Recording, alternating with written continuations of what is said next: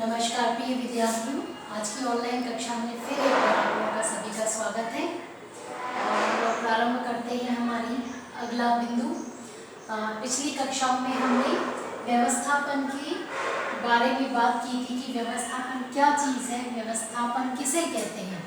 अर्थात व्यवस्थापन मतलब समझौता, यानी समझौता किन दो लोगों के, किन दो व्यक्तियों अर्थात समूहों के बीच में किया जाता है। ठीक है, उसके बारे में हम पिछली कक्षाओं में पढ़ करके आए हैं। आज हम बात करेंगे यहाँ पर व्यवस्थापन की पद्धतियों। इसका अर्थ सीधा सीधा ये है कि व्यवस्थापन अर्थात समाज में व्यवस्थापन यानी कि समझौते की प्रक्रिया जो है वो निरंतर चलती रहती है। ठीक है, अब ये जो व्यवस्थापन है, ये जो समझौता है, वो अलग अलग प्रकारों से होता है।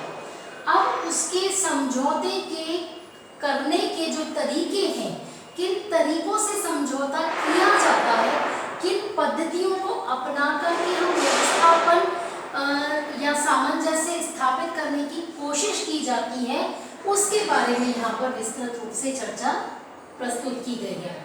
अब इनके अंतर्गत हम इन 6 बिंदुओं की बात करेंगे कि व्यवस्थापन होता किस प्रकार से। तो पहली बात करेंगे कि बल प्रयोग के आधार पर इस पद्धति का प्रयोग करके व्यवस्थापन किया जाता है। तो व्यवस्थापन शक्ति या बल प्रयोग के माध्यम से होता है, ये चीज हमें क्लियर हो रही है। और जो बल प्रयोग है वो मानसिक और शारीरिक दोनों प्रकार से होता है। ठीक है, अर्थात मान लीजिए जब एक व्यक्ति ताकत के आधार पर दूसरे व्यक्ति को अपनी शर्त मानने के लिए मजबूर कर दे, इससे कमजोर पक्ष वाला व्यक्ति जो है सामने वाले के सामने झुक जाता है। इस प्रकार का जो व्यवस्थापन होगा वो बल प्रयोग की श्रेणी के अंतर्गत आता है। अर्थात बल प्रयोग के द्वारा दो व्यक्तियों और समूह के बीच में व्यवस्थापन यानी समझौता कराना। दूसरी बात आती है समझौता। तो समझौते के अंतर्गत क्या होगा कि व्यवस्थापन का दूसरा जो आधारभूत है वो है समझौता। समझौता दो समान पक्षों में होता है। ठीक है, इसके अंतर्गत दोनों पक्ष अपनी अपेक्षाओं से ज्यादा मांग करते हैं और दोनों पक्ष एक विशेष बिंदु पर आकर समझौता कर लेते हैं और दोनों पक्ष परस्पर आदान प्रदान करते हैं। ठीक है, तीसरी बात आती है सहिष्णुता। सहिष्णुता का अर्थ क्या है? सहिष्णुता का सीधा सीधा अर्थ होता है, हम इसे ये कह सकते हैं सहन शक्ति। जितनी हमारे अंदर सहन शक्ति होगी वैसा ही संघर्ष कम होता जाएगा। जब दो संघर्षशील व्यक्तियों में समझौता नहीं हो पाता तो उनमें से एक पक्ष व्यवस्थापन के लिए अपने मतभेदों के बावजूद भी दूसरे व्यक्ति के विचारों एवं क्रियाओं को सहन करता रहता है और इसमें दोनों पक्ष एक दूसरे की बातों को सहन करते हैं।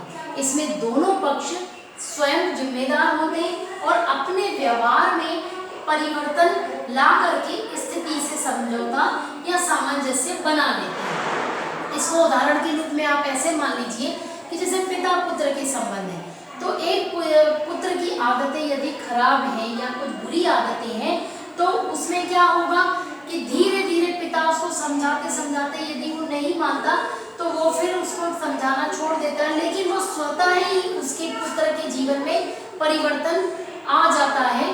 तो वो धीरे धीरे सहिष्णुता यानी सहनशीलता के आधार पर वो एक दूसरे को अपनी स्थिति परिस्थिति के साथ सामंजस्य बनाना प्रारंभ कर देते हैं। इस प्रकार की व्यवस्थापन की प्रक्रिया जो होती है वो सहिष्णुता के अंतर्गत आती है। अगली बात करते हैं हम रूपांतरण की। इसके अंतर्गत एक व्यक्ति द्वारा अपनी निजी संस्कृति के से दूसरी संस्कृति के क्या अपनाने के लिए किया जाता है। जैसे धर्म परिवर्तन हो, राजनीतिक विचारधारा में परिवर्तन हो, इन सब प्रकार के जो परिवर्तन है वो रूपांतरण है, अर्थात एक चीज से दूसरी चीज में परिवर्तन होना।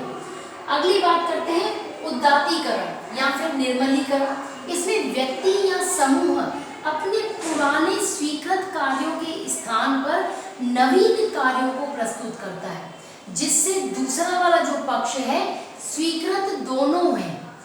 ठीक है, अर्थात जब व्यक्ति एक क्षेत्र में असफल हो जाता है तो दूसरे क्षेत्र में क्या करेगा, असफलता की क्षतिपूर्ति के लिए दूसरे क्षेत्र में सफल होता है, यानी इस प्रकार से वो इस वाली प्रक्रिया से समझौता कर लेता है।